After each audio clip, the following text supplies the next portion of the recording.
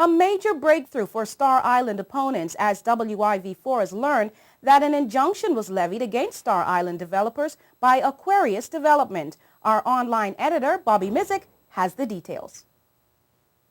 Last week, a local newspaper, the Turks and Caicos Weekly News, revealed in an article that an injunction had been placed on the further development of Leeward Waterfront Limited's plans for Star Island, a projected man-made island to be located in what appears to be a national park just off of Providenciales. WIV4 visited the construction site and determined that, in fact, work had ceased on the development of Star Island.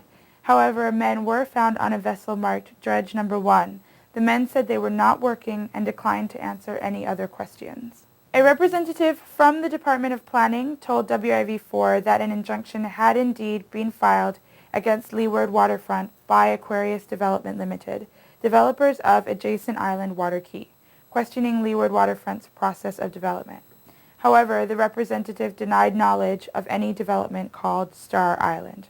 When an injunction that questions the process of development is filed, the court must determine if the procedures were or were not followed, explained the planning representative.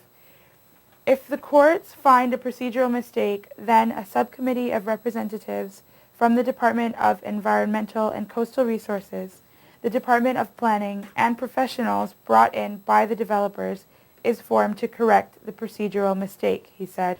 The planning representative also stated that prior to the application for the development's approval, the decision was already made by Cabinet to amend the boundaries of that nature reserve, and development can be allowed in a nature preserve provided that it follows particular procedure. WIV4 has learned that other injunctions against Leeward Waterfront Limited have been brought to the court and are set to be heard or deliberated on.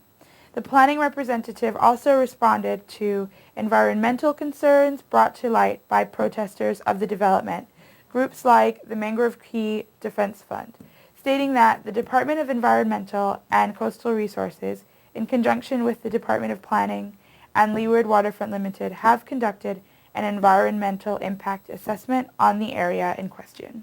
The environmental impact assessment is accessible to any member of the public who wishes to view the documents at the Department of Planning. For WIV4 News, I'm Bobby Mizik.